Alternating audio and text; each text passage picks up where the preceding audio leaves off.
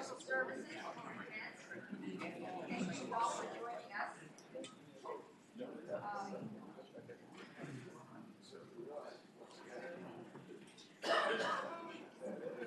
I am now going to ask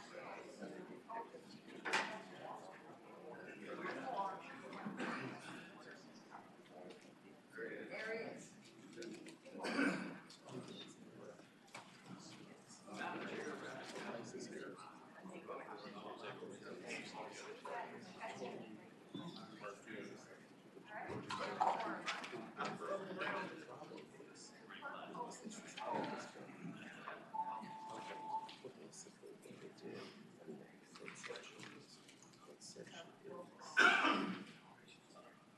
You have a quorum, Madam Chair. Thank you. Okay, as always, we will move to our subcommittee reports today, and our ABC subcommittee chair is here, Senator Mason. Ma'am. So, Senator Mason, I'm going to ask you to take us through each bill. If there was an amendment to each bill, we have to act on the amendment as a body, and then we can also act to adopt your, if that's your motion, to adopt the bill. Yes, ma'am, Madam Chair. Do give us a sentence or two on the content of each bill. I screwed it up last week, Madam Chair. I'm ready to play this week. First of all, Madam Chair, we took up Senate Bill 298 and at the request of the patron, we moved to strike it. So on Senator Stanley's request, I'll move to strike Bill 298. Okay, a motion has been made and seconded. Will the clerk open the roll, please? Okay, Senate Bill 298. Nine ayes, 0 nays. Senate Bill 298 has been stricken. Okay, Senator Mason. And Senator Searle came to us with Senate Bill 441, and we have made an amendment to the bill, so I'll move the amendment. Second. Tell us what the amendments were. You want to take a quick voice vote on that? And we'll We kick can that do a out? voice vote on the amendments. Okay, and there was a second. All those in favor, please say aye to the amendments to Aye. 441. So Senator Aye. Searle has a winery that brings all the components together and puts it together on site. And they've been treated a bit differently than the farm winery that raises all the ingredients and puts them together. He had requested the same consideration for on-premises consumption. We struck a request that they do 4 times a year and be able to sell off premises, but we essentially afforded them the same luxuries that a farm winery has on site. And so with that, the subcommittee moved approval on a unanimous 4-0 vote, and I so move. Okay, a motion has been made to adopt Senate Bill 441 as amended. Is there a second? Okay, will the clerk please open the roll?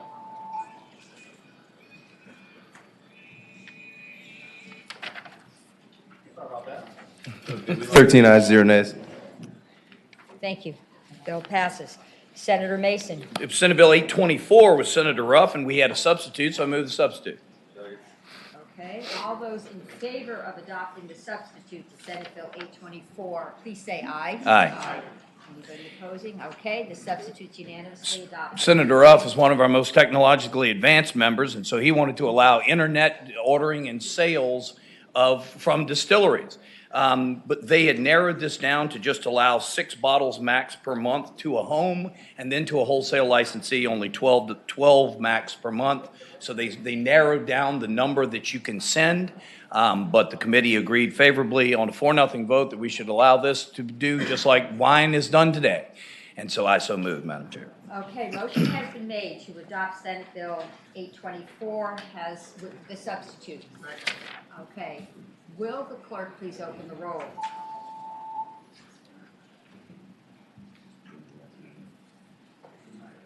Thirteen ayes, 0 nays. Very good. Okay.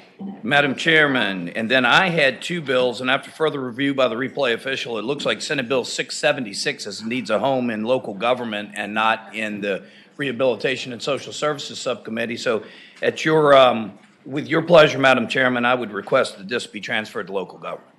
Actually, I read the bill and the chair agrees, and I also spoke with the chair of local government. So motion has been made to re-refer Senate Bill 676 to the Committee on Local Government. Is there a second? Okay, will the clerk please open the roll?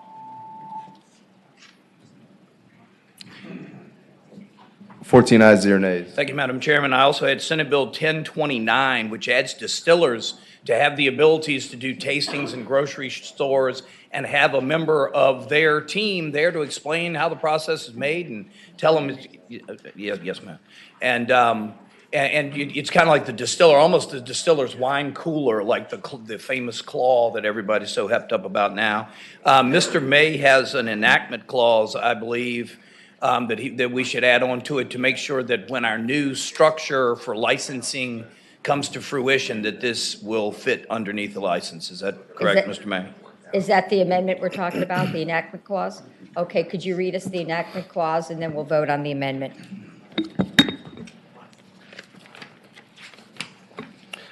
Madam Chair, the line amendment would be after line 191, insert second enactment that reads that if section 4.1-209 of the Code of Virginia, as amended by this act, is amended by an act of assembly passed by the 2020 session of the General Assembly, and such act consolidates the gourmet shop license into a broader retail off-premises wine and beer license, then the provisions of this act shall remain in effect and shall be relocated in the subdivision of the Code of Virginia in which such retail off-premises wine and beer license is relocated. So under the new scheme of the ABC Omnibus, this gourmet shop license disappears. It becomes a more broader retail off-premises wine and beer license with other grocery stores. So this provision would just ensure that the amendments we make in this bill would move over into the new scheme and wouldn't disappear when we repeal the license. I think that is both a substantive and housekeeping change, which is probably a good one. So I move the Senator amendment, Madam Mason. Chair. Okay, so all those in favor of the amendment signify by saying aye. Aye. Aye. Okay, the amendment passes unanimously. Now the bill's before us as amended. And Madam Chairman, the subcommittee moved on a 5-0 unanimous vote to move this along, and so I so moved. Is there a second? Second. Okay, will the clerk please open the roll? This is adopting 1029 as amended. 14 ayes, 0 nays. Thank you, Madam Thank you. Chairman. Madam Chairman, the final bill we had was Senate Bill 833. Senator Eben, who I believe is here, I cannot see him right now, but, oh, there he is. So, Madam Chairman, this one bumped up against our new framework and structure and was a little bit different. So we didn't want to completely disregard it. It needed some work. And so we asked Senator Eben to appear here this morning and see if we could make some tweaks and adjustments to it and have the full committee review it. So with your permission, Madam Chairman. Senator Eben, welcome. And there's a substitute. Thank you. And before you present, I have one question from a colleague, Senator Reeves. Madam Chair, I think we have a substitute that Senator McPike is also trying to. Is this on Senate Bill 833? Senator Eben, are you aware of the substitute? Yes. Okay, is it your wish that the committee adopt the Oh, substitute? please, yeah. Okay. Could we please have the substitute in front of us? Second. Okay. All those in favor of adopting the substitute signify by saying aye. Aye. Okay. Colleagues, the substitute's being distributed, so let's get it before us before Okay, you start speaking. I could describe the situation if you want. Yeah, I'll please, wait. go ahead. Okay, so I have a specialty, I guess I'd call it an accessory shop in Old Town Alexandria that only sells cocktail-related supplies. They don't sell liquor or they don't sell any liquor, but they promote Virginia spirits, among other things, and they're a good retailer. And now as we move towards experiential retail, they want to continue their classes that they can currently hold up to 4 times a year with a tasting license. And they would like to do it, we reached a number of 12 tastings licenses. And if we change 4.1, that would bring them up to 12, and that would allow them to promote Virginia products. They only have 12 people, 25 people for class, and there's great demand for this. They told us in subcommittee that people don't know how to make drinks, which I don't either for home use, with their fancy accessories. Madam Chair, Yes, Senator Spruill. a couple of questions. You say spirits and liquor. I thought, I don't know, what's the difference between the spirit and the liquor? Now, I know scripture juice, that's wine. Oh, But what's the spirit and yeah, liquor? spirits is the hard liquor, like anything but beer or wine. Like if you were having It's the same. the same ones we described in committee. The second one, this one that I have, this one I had objection to, the 18, you brought it down to 12. This Yes, is, that's it. Originally, you wanted 18, we also did 12. okay, okay. And he had Good, said. I'm good, thank you. And current law was no more than 4, is that correct? Right, and they were getting So- 4 a year. Right, and so you're moving it up to 12 I'm a good, year. I'm good. I was 18, it's 12 now, right? Yeah, 12 is what we moved it as a middle ground, and it seemed to Senator work. Eben, there's no requirement that it be 1 a month, but that's probably what's going to happen, is that, About 1 a month, yeah, as much as that, yeah. could be a different, but Yeah, combination. no more than 12. But it's still, the limit is 12. Yeah. Okay, any other questions, colleagues? Do you have any speakers? I didn't bring it with me. I just Okay. brought my one copy of the book about Old Town drinks. It's a high-end place. They promote Virginia restaurants nearby and Virginia distilleries, that sort of thing. They have stores around the country in Neiman Marcus, and the proprietor mentioned that this was the only state where she wasn't allowed to do this as much as in other Okay. places. Is Madam there Chair, anybody in opposition? that's not a speaker, she asked Okay. for speakers, but you did a good job. Here, okay, so now the bill's before us.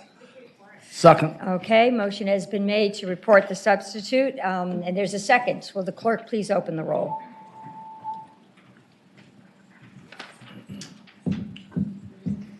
Fourteen ayes, 0 nays. Thank you, Senator Okay, I Evans. thank the members of the committee.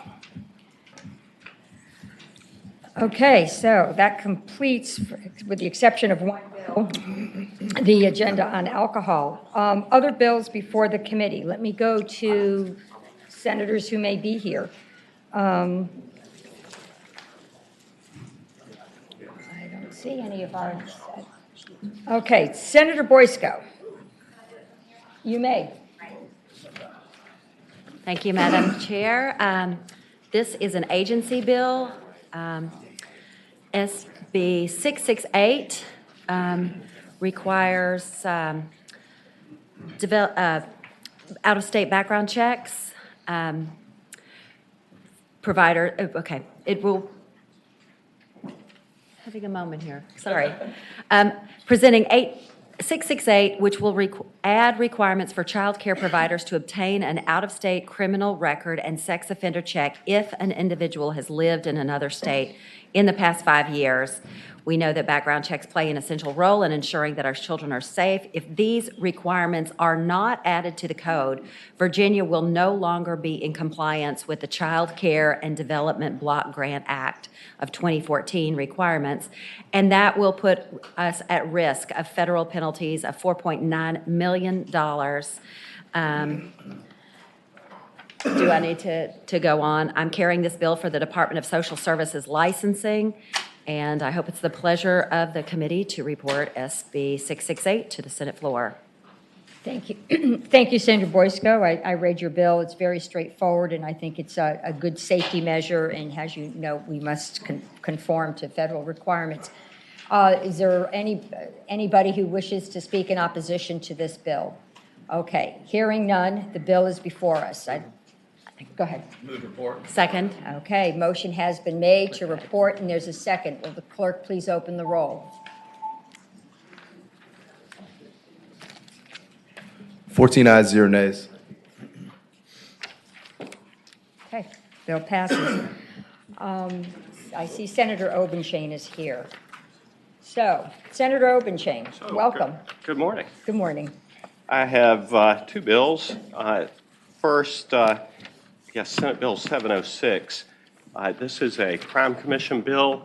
It is not enormously groundbreaking. Crime Commission has worked hard over the past 4 or 5 years on human trafficking, and much of the human trafficking legislation has worked its way through the General Assembly over the past few years. One of the real problems that was identified in this process was making sure that the Department of Social Services had appropriate jurisdiction, had appropriate power and authority to help these particularly children who are being trafficked. And typically, before the package of legislation came through, there was a jurisdictional issue in which if they weren't in custody of somebody, if they weren't in a custodial relationship, APS would say, we don't have any authority to help these children.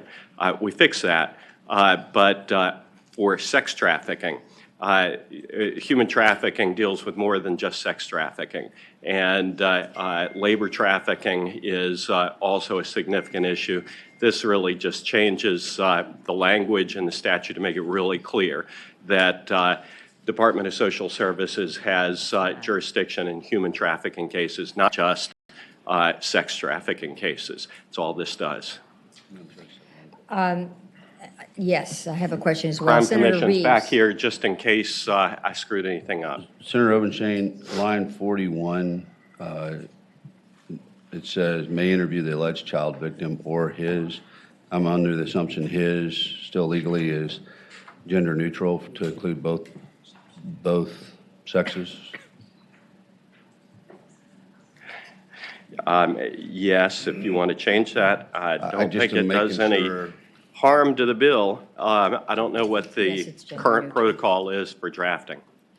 I have one question, maybe it's for your department representative. Colin, Kristen?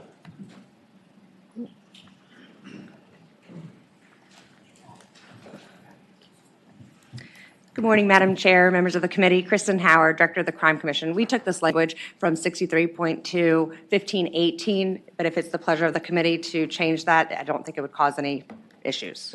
We're not questioning the structure of the bill. I'm sure you found the correct section of the code. We've worked together on many things.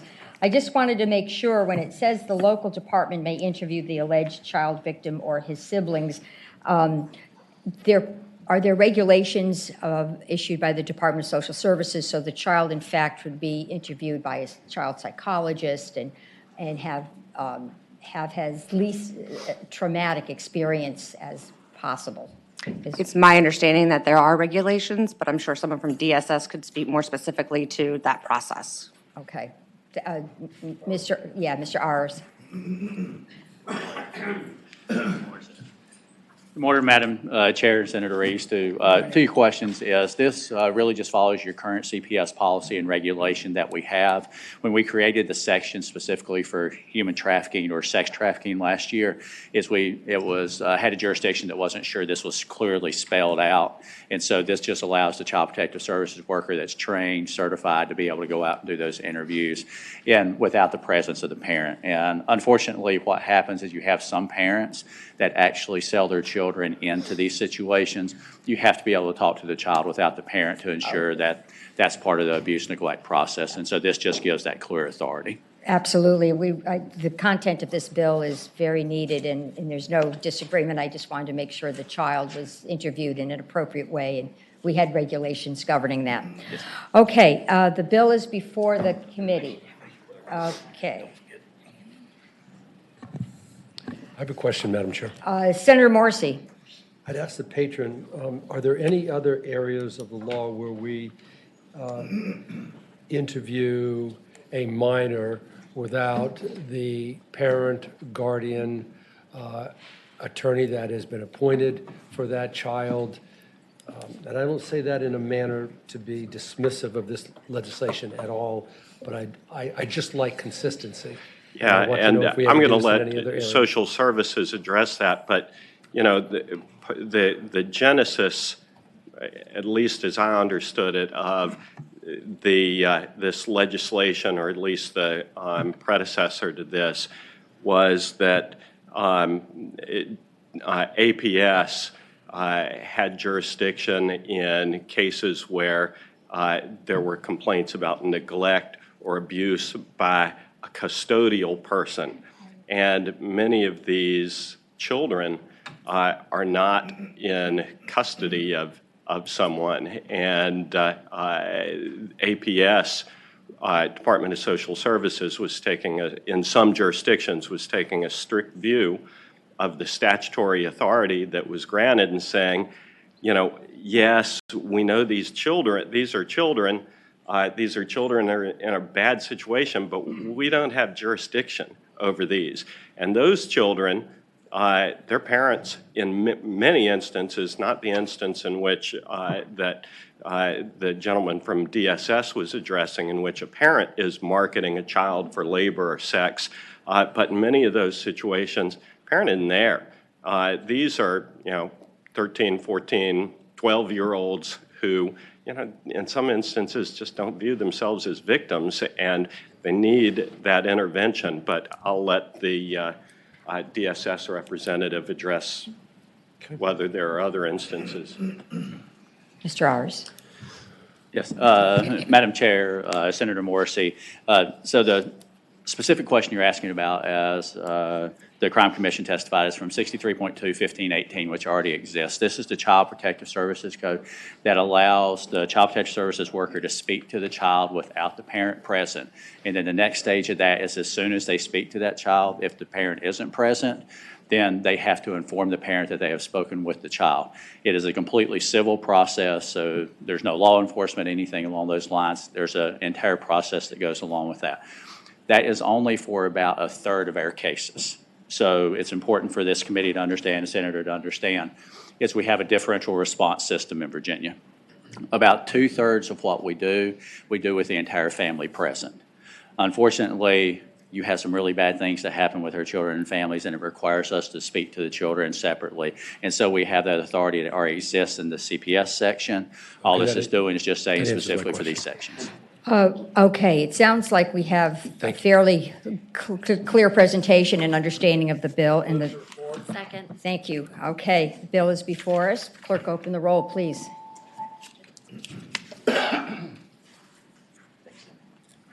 Thank you. 15 ayes, 0 nays. Okay, your bill reports. What's your next bill, Senator Obenshain? Next bill is Senate Bill 695.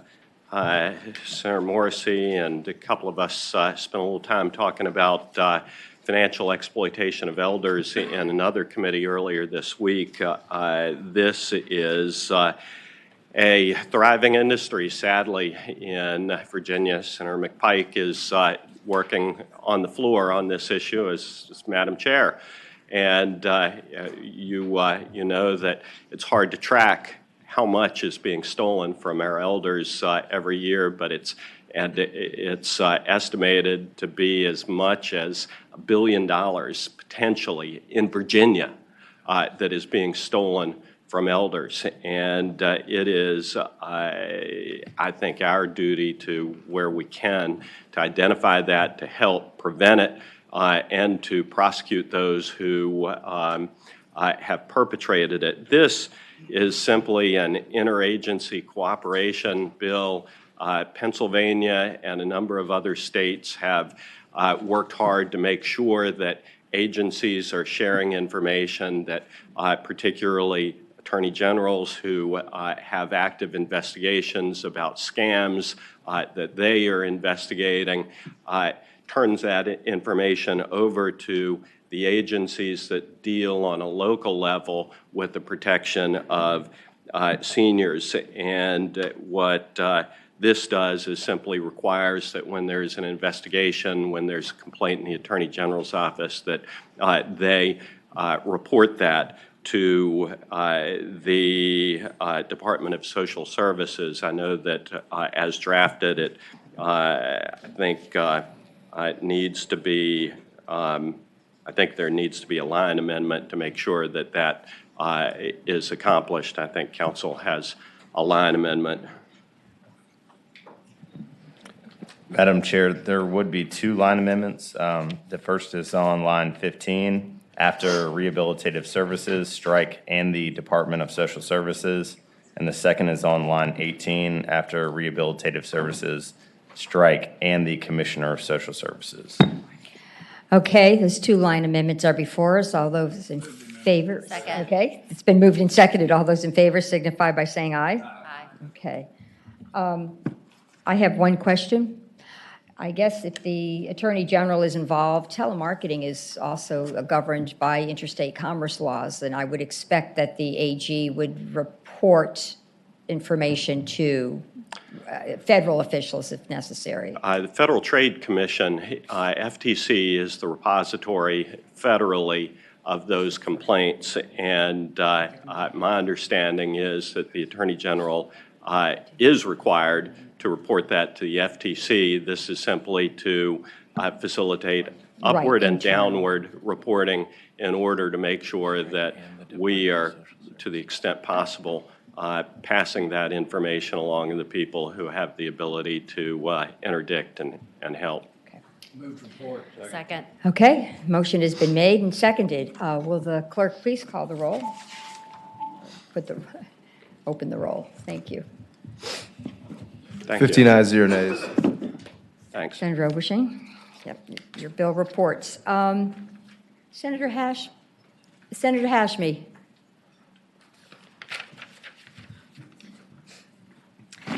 Good morning, Madam Chair and members of the morning. committee. I'm here to speak on behalf of SB 991, and this is a bill that seeks to establish the Office of New Americans. As you all, I'm sure, are aware, Virginia is the site of the relocation and residency of so many immigrants. Currently, we have over 1.6 million immigrants living in Virginia, or actually that's about 12% of our overall population. So we are seeking to establish the Office of New Americans within the Department of Social Services. And this office would be working closely with the Office of Newcomer Services, which already provides support for refugee resettlement. And you may ask, if we have an Office of Newcomer Services, why do we need an Office of New Americans? And I think the title says it all. We are able to welcome newcomers to Virginia, help them get started and established as members of the community. But really the next step is a transformative one. How do we take newcomers and make them into our new Americans? How do we enable them to make that transition effectively so that they are members of the community, so that they can establish businesses, establish proper residency, and support their children through their educational process? So this new office would work very closely with the Office of Newcomer Services, but it will also then provide advice and assistance for a citizenship application in that process to secure appropriate employment, secure housing, and navigate and access the services that they're eligible for. As you know, this transition of moving, migrating to a new community, let alone a new country, it can be an arduous one. Not just language and cultural proficiency skills are required, but also just acclimatation to all of the various bureaucracies that we have within our system. So the Office of New Americans will facilitate that process and will serve to help our new members of our society become Americans. And we ask you for your support for this bill. Thank you, Senator Hashmi. Do you have any speakers? I believe we have folks from the DSS here. Okay. Well, if we have technical questions, we will ask the representatives from DSS. Anybody in opposition to the bill? Okay, the bill is before our colleagues. As you know, there is a fiscal impact. There was a substitute. I always forget to say that. Yeah. There was a substitute. I move substitute. Okay, substitute has been moved and seconded. All those in favor, please signify by saying aye. Aye. I move to report to refer the substitute to finance. Well, let's look at the substitute, see if we have any questions. You are aware it will have to be re-referred to finance.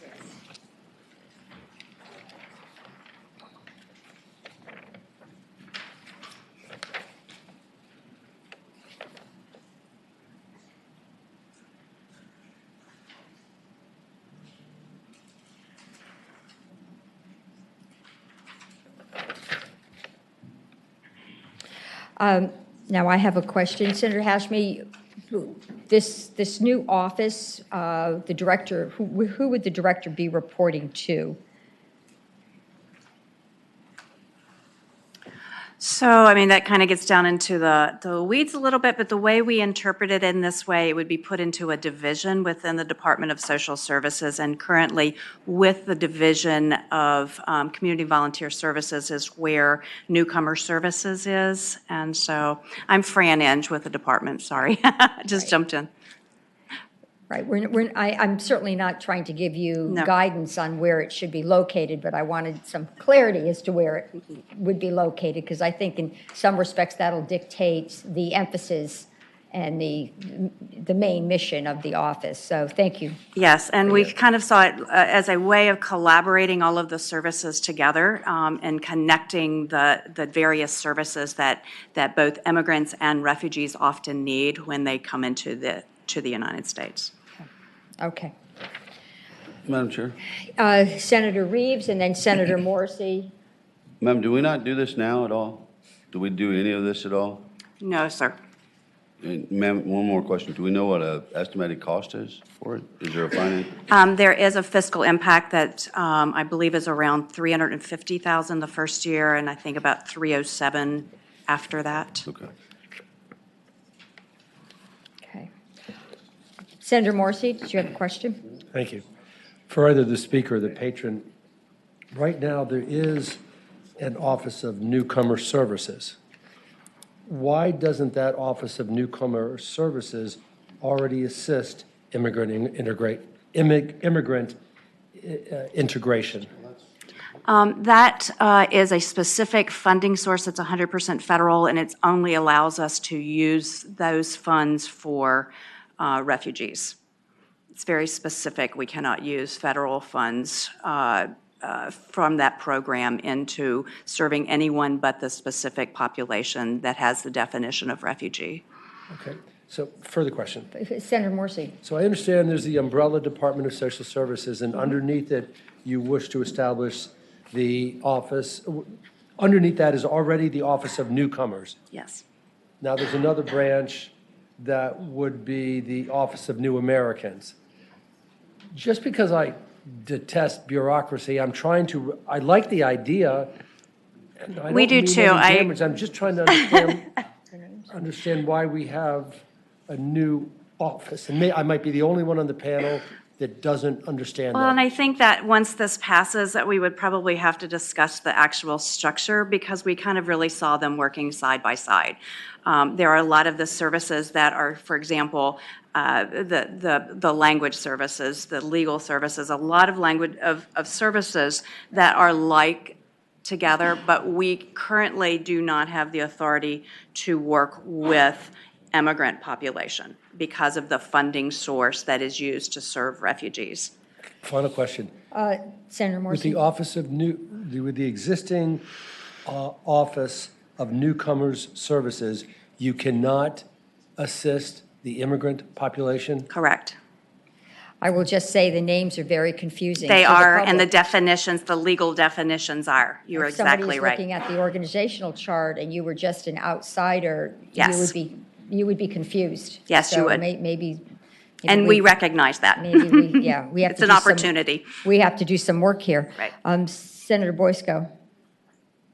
Thank you, Madam Chair. Just a comment and a question.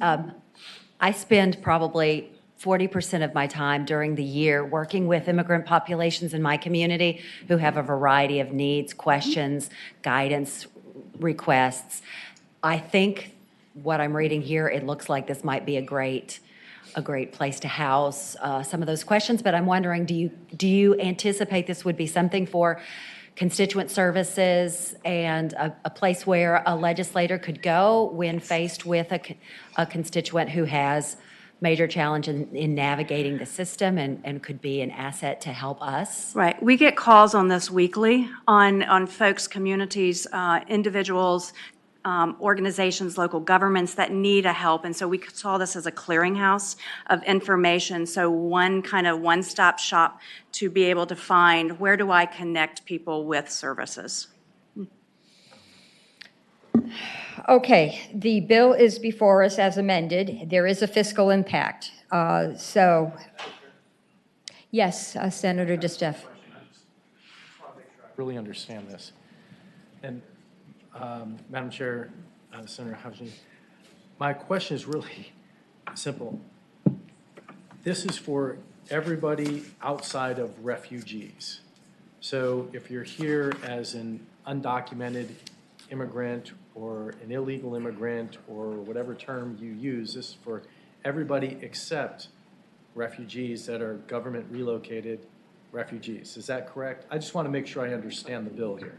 Yes, you're correct, but it's not to provide direct services, it's to get them pointed in the right direction of where, if someone contacts you and says, I need information on how to find housing, then it would be connecting with an organization that could help that individual find housing. Madam Chair. Madam Chair, if I could, one quick Senator follow-up. DeStef and then So Senator Boysko. Just give me an example of that from a housing standpoint. Let's say that I'm an undocumented or illegal immigrant, and I say, hey, I need to find a place to live. So where do you point me? Do you give me to the local apartment community? Well, I don't understand how this works. So, for example, there are usually nonprofits and government entities that would help to locate, and so it would be pointing them to organizations that would, not specific housing necessarily. Okay, Does that Madam make- Chair, if you could, I'm trying to Senator get DeStef. specific Okay. here so I truly understand it. If I come to you, you're not going to say, well, there's other government agencies and there's this. Specifically, if I came to you and said, and I'm an illegal immigrant, what would you tell me if I said, I need to find a place to live? We would probably look in the organization within that community of what the services are to find what location, using services like 211 Virginia or something to provide a connection with services that could help that individual find whatever the service is. Again, we're specific, Madam Chair, if I may, we're specifically talking, I've come to you, said, I'm trying to find housing. You're gonna. Right, and I'm going to send you somewhere, because right now, there would be nowhere to send, there is no clearinghouse of information that has every resource necessarily that could connect that person, so this would be kind of a clearinghouse. It also would work with local communities and other entities to develop better continuum of services in local communities that may need, for example, housing. We have parts of our Commonwealth that may not, it may not be as easy as in other locations. I think referral and probably Madam Chair, coordination. move the might be- report referred to finance. Senator, excuse me, Senator Sproul, Senator Boysko did have a question. Senator Madam Chair, Boysko. I actually Madam wasn't Chair? finished. Oh. I still haven't gotten an answer to Okay, my okay, question. well, let me, She can't answer it. You keep asking the same question over and over again. excuse I'm me, not Senator getting the Boysko. answer, Madam Chair. Okay. Just vote against it then. Just holding Senator, us up. Senator DeStef, what? Madam Chair, I'm trying to get clarification and a specific answer. I've come here, I live here in Richmond. If you need a specific location, let's say, I live here in Richmond, but I don't have a place to live. And you're saying, well, we're going to point you to 211, or are you creating a database of where to A send me? clearinghouse of information, So correct. Then what this bill does, and I'm just trying to understand this, and I'm getting frustrated because if I come to you with a problem saying, hey, I need a place to live, I want to know you're going to say, hey, go down to this place here and they'll tell you, here's where you can live. Or if this bill is creating a database, then, I would understand and I would make sure, I would want to know that we've got a computer-related person who can create that database, and we've got the computer resources, and we're going to build it, and we've got the people who are going to build that. That's a few steps, project. that's a few steps down the road in terms of who they hire and what kind of technology they need. I think the issue here is it is not a direct service office. It is a service that will be providing referral services. They should have an overview of what's going on throughout the Commonwealth, and in particular in the communities in which you might be asking for resources. Okay, well, I would like to know, Madam Chair, if I'm in Richmond and I've come into this office and I say I need housing, what are you going to tell me? Specifically, are you going to say, hey, go to this shelter, I'm looking for specifics. Madam And Yeah, we- if we're going to build a database and tell you where to go, Madam Chair. I think Senator Boysko believes she has a response. Senator Boysko. Madam Chair, thank you. So as I'm reading this, it's setting up an advisory board. It's looking holistically at the Commonwealth to understand where the challenges are so that they can better approach the changing demographics in Virginia for people who are here under legal presence. My district specifically has almost 50% of new Americans, business people, people who are coming from all over the globe, who are here, most of them under legal presence. This is not, I think you're misunderstanding the intention of this bill. It's not a social services bill. It's bringing people together from different points, from different life experiences and different constituencies so that we can make sure that we are improving state policies and programs to support economic, civic integration with our new Americans. And those of us who live in very diverse communities I see a value in this because I talk to business people from Southeast Asia all the time who are trying to understand what resources are there for business loans, what resources are there for collaboration with the government here in Virginia, and at the federal level and at the local level. So I don't see this as intending to be some sort of a database to send people to a homeless shelter. I see this as a larger framework for looking at the way Virginia is changing, as we know it is, so that we are making the best decisions possible as we move forward to integrate and make Virginia a welcoming and successful economic place for everyone, and continue to be the best place for business in the country with our new stakeholders coming in. The Commissioner Storin is before us, and I appreciate the context delivered by both my colleagues. Commissioner Storin, I think we understand the bill.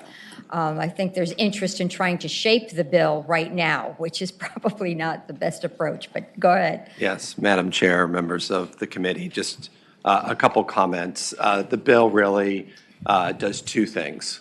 One is it establishes an advisory board to look at the policies across the executive branch that we implement to make sure that we are maximizing the services legally available to the immigrant population, which is both legally present. It's not just undocumented or those individuals who are not legally present.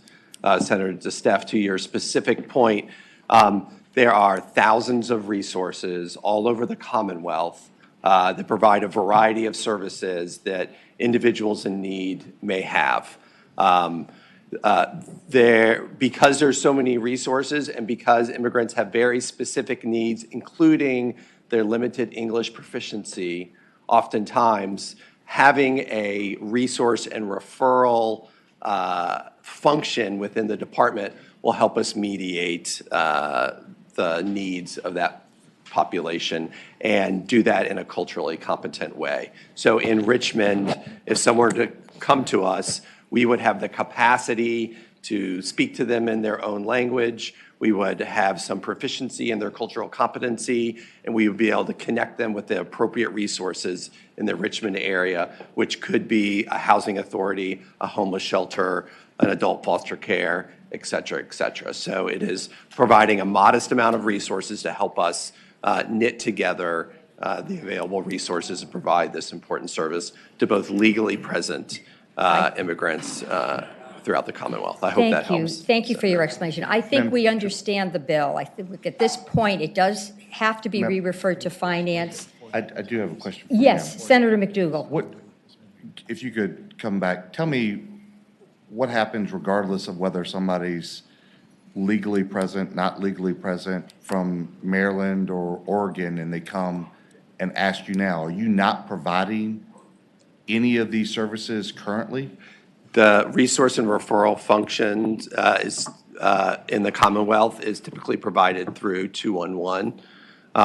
If there's like a broad need for resources, there's also in code a specific child care resource and referral function that we do through a single contract.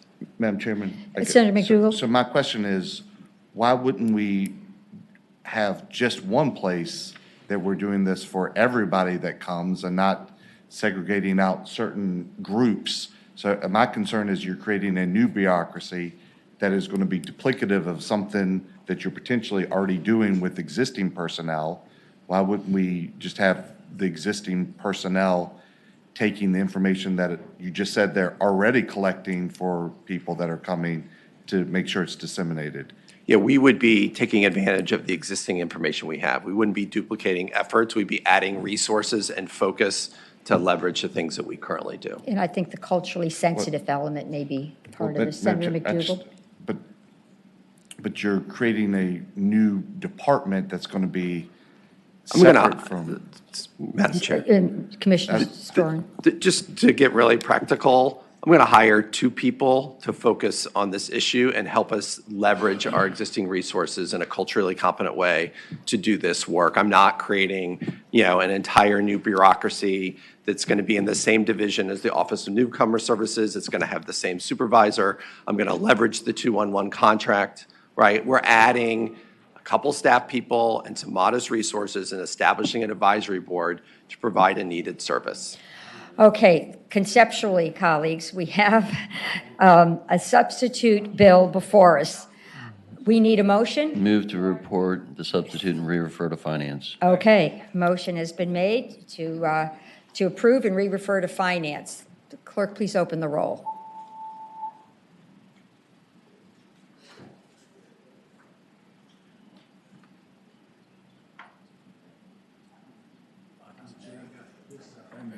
Hold on.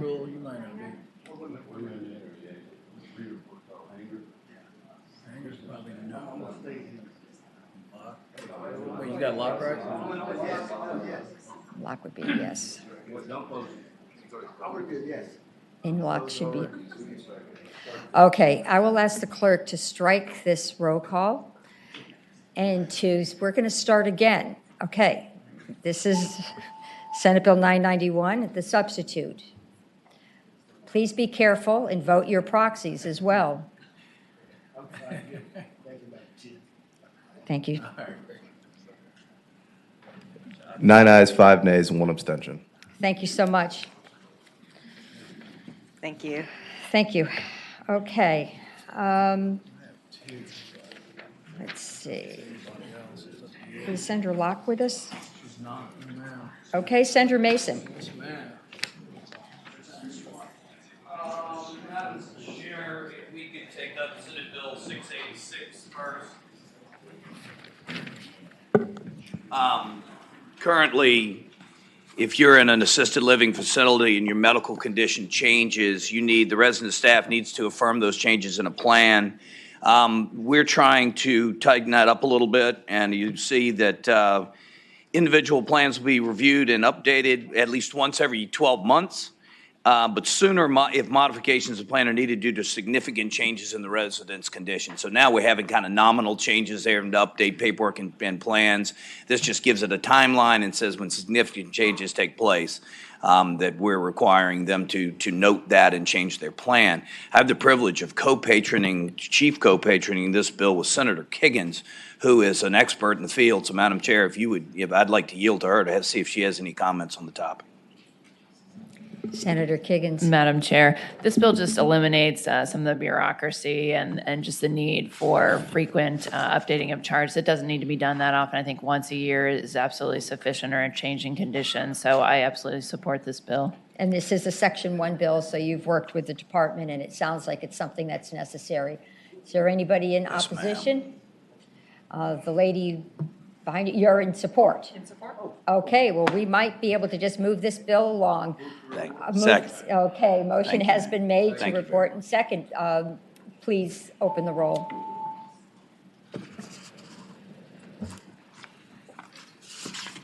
Fourteen ayes, 0 nays. Thank you, Madam Chair, members of the committee. The next you. bill is Senate Bill 678. We've been going around, the Department of Social Services has been working really hard to try to tighten up the background check timeline and request.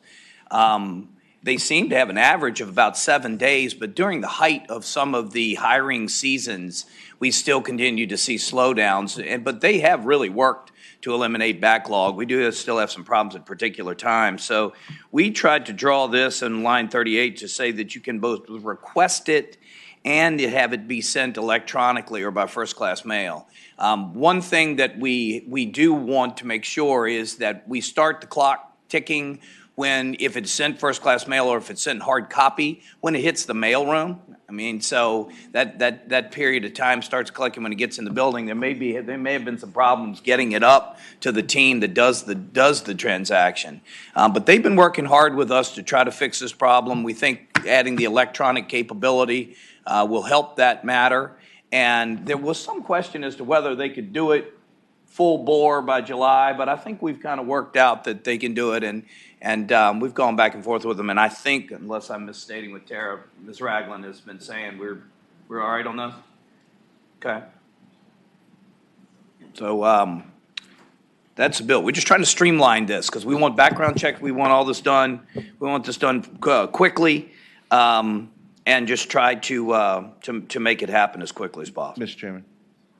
So this is, if I'm reading this correctly, this is really, the information is going to the Department of Social Services, so it's not. That's correct. It's not a regular individual getting it, so they should have an established electronic email receipt that you should be able to get that timestamp, so we shouldn't have some of the issues we traditionally do with first-class mail, because it could be going to an address that's being delivered or not good anymore. So there should be one established or multiple established locations where they could receive this, and that would streamline things. Madam Chairman, Senator McDougal, you're dead on. Thank you for, Yeah, thank you that's for a very more good. apt description. Any other questions, Senator DeSteph? Madam Chair, after the last series of questions where I was still confused at the end, these last two bills, I'll have to say, have been clearly explained, clearly written, and very easy to explain and understand from this side, and the explanation matches what it says in front of us. So I'm happy to move to report this one as well as the last one. Thank you. Thank I'm you, always sir. glad when clarity is, Thank you, Madam comes Chairman. forth. It's early in the morning. Doesn't It's always early in work the like morning. that for me. Okay, the motion has been made by Senator McDougal to report the bill, and a second by Senator DeSteph. Will the clerk please open the roll?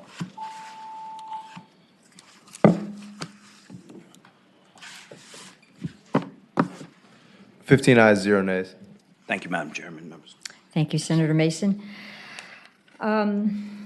Okay, I have Senator Hanger and I have Senator Locke. Senator Donovan is not here. Senator Morrissey, 1095.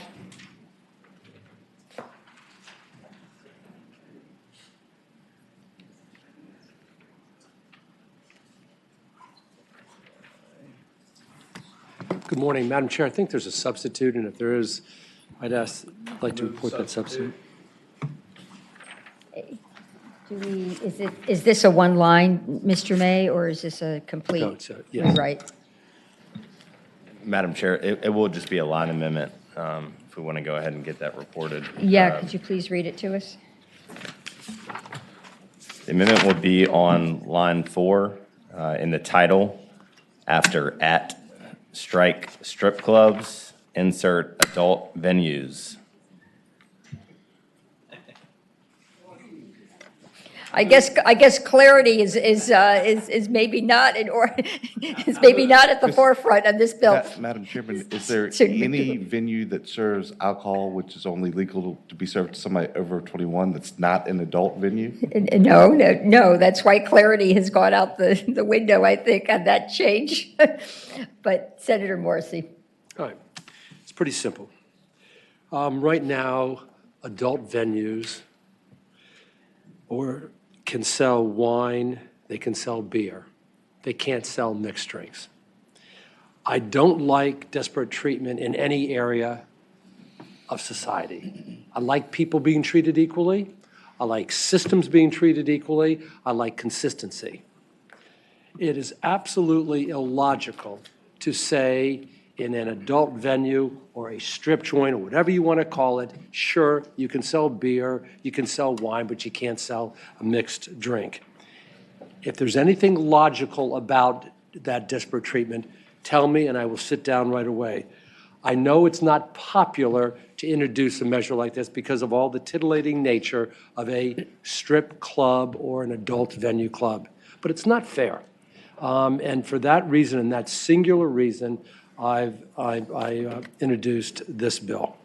I'll answer any questions. Madam Do Chair. you have any I saw somebody come in speakers and in favor. There may be there's speakers a- in opposition as well. Do you have Senator Reeves, do you have a question of the patron? I do. Okay. Senator Morrissey, currently don't these establishments have to have a food beverage ratio in which they serve food? Did you say a food beverage ratio? Correct. They all do, So they serve food? yes. Okay.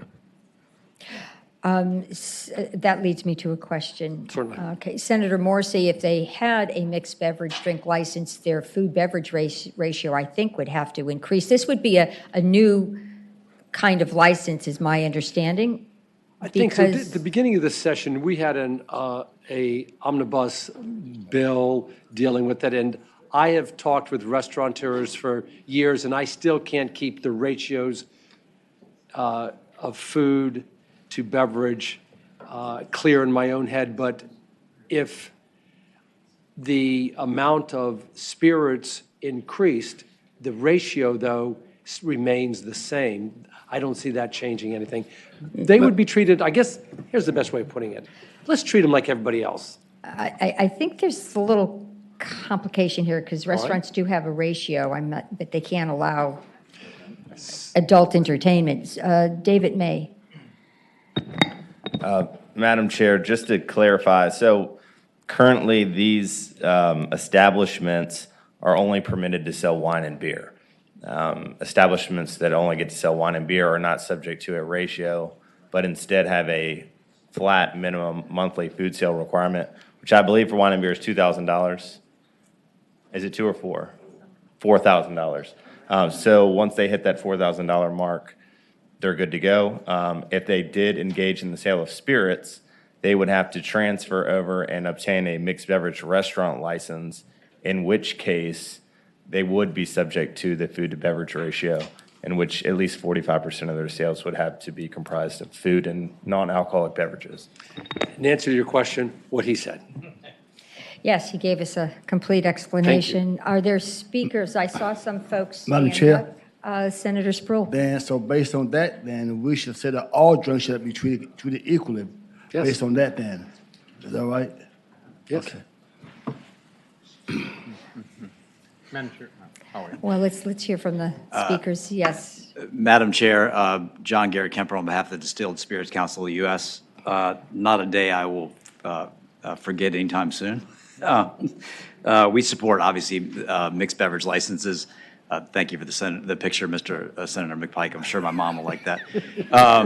She did work here for 35 years. The Distilled Spirits Council of the U.S. supports the bill. We support mixed beverage licenses in every establishment that wants to have one. Thank you. Mr. Lisk. Madam. Oh, excuse me, Senator Cosgrove, did you still have a? McDougal. Oh, Senator McDougal. Mr. Kemper, I ask you, the statement was made about treating equally. Do you agree that spirits are mixed by hand, so one spirit drink could have a different alcohol level than beer or wine, which are traditionally between 5 and 14 and a half? Madam Chair, Senator McDougal, we generally expect bartenders to serve in 1 ounce portions, which would be an equivalent to a beer. Well, Madam Chairman. Yeah, Senator McDougal. So, but the distilled spirits have different alcohol ratios, different proofs. And so if they were 1 ounce of a 100 proof product would have a different alcohol content than 1 ounce of a 45 proof content. Is that? Madam Chair, Senator McDougal, that's true, but generally we look at equivalencies between mixed drinks of any proof and a beer and a glass of wine. Certainly they could be in different, but you got beers that are either 7%, 8%, 10%. Now we have beers that climb as high as 12%. So I think the same sort of logic would apply there. Madam Chairman. Senator McDougal. How did you keep a straight face as you were testifying? I'm having trouble when I'm looking over you and Senator Cosgrove, to be honest. Thank you. Okay, Mr. Lisk. And then I'll ask Senator Kiggins. I think you're in the line here. Yeah, Madam Chair, members of the committee, Tom Lisk, representing the Virginia Restaurant, Lodging, and Travel Association. We don't have a position in support or opposition to the bill, but I just want to be clear These types of establishments. Senators, please give the speaker respect. These types of establishments are licensed today as restaurants with wine and beer licenses, which require a minimum of $2,000 a month in food sales. If you allow them to obtain mixed beverage licenses, they would still be licensed as a restaurant, just as any other restaurant, and their food requirements would go up. They'd have to sell $4,000 a month of food and meet the ratio. So the more spirits they sell, the more food they'd have to sell. So if you enact this measure, you're actually increasing the food requirements for adult entertainment establishments. But again, they're still restaurants regardless of what type of entertainment they offer. Are you in support? We neither support nor oppose. We just want to be clear Okay. that the status, they are licensed today as restaurants. They would continue to be licensed as restaurants if this bill passes. Okay, thank you. Senator Kiggins, you had a question. I did, Madam Chair. Would you like to go now or hold your question till after the speakers? I can hold my question. Okay, well, thank you. Madam Chair, Phil Boykin with Virginia Beer Wholesalers Association. We do not have a position on the bill. However, we do take some issue with the equivalency argument. With alcohol, ABV, you know with beer, a wine, what you're getting per ounce. Senator McDougall makes a very valid point that when you're being served a mixed drink, it may be a strong pour, it may be a weak pour. You're not exactly sure what you're getting. Also, you can consume shots of liquor at a much higher rate than you can beer or wine. So we take issue with the equivalency argument, though we don't have a position on this bill. Thank you. Okay, Senator Kiggins, and then Senator DeStef, Senator Boysko, and Senator Cosgrove. Senator Kiggins. Madam Chair, I just had a question about clarification in lines 238 and 239. It seems to address this behavior of staff and limits what types of things are going on at strip clubs. Can you just give me some background maybe for the patron about why that's included, about the striptease being removed and the staff line right after that? Well, if you look at the lines 170, 172, 198, 203, and your lines 238, 239, I think it took out all of that language. As I understand the law, there are no striptease clubs allowed in Virginia where men or women can remove all of their clothes. I think that is the law. But what is, I think, for purposes of clarity, if you look at line 170, what is left in there is that there are certain conditions under which the board shall refuse to grant licenses, and that is where the entertainment is obscene, as opposed to where it's not. In this language that was deleted, quite frankly, I'm not sure why it was in the initial language anyway. This is the first time I've been on this committee because full strip teasing in Virginia, I don't believe is allowed. It's not allowed, but if it is happening, then they would not be able to have this license. Is that correct? Right now, they cannot shouldn't be doing it at all. have these licenses. Okay.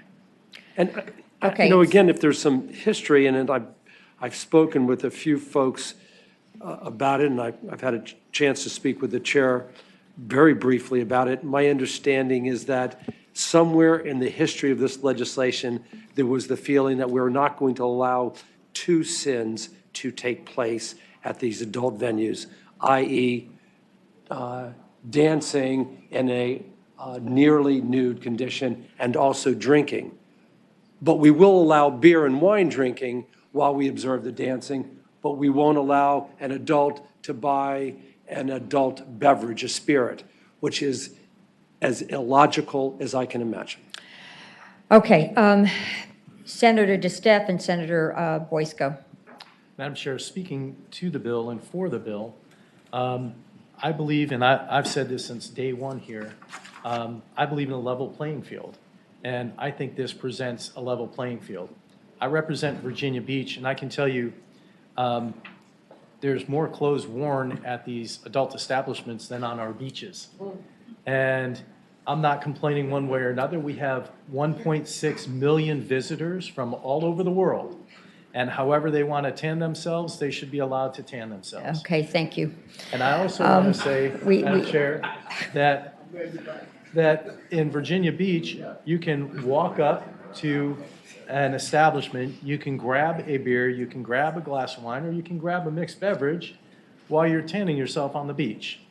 And again, I think we need to have a level playing field here, and I believe that this does it. Thank you, Madam Okay. Chair. Senator Boysko and then Senator Cosgrove. Thank you, Madam Chair. So a question for the patron.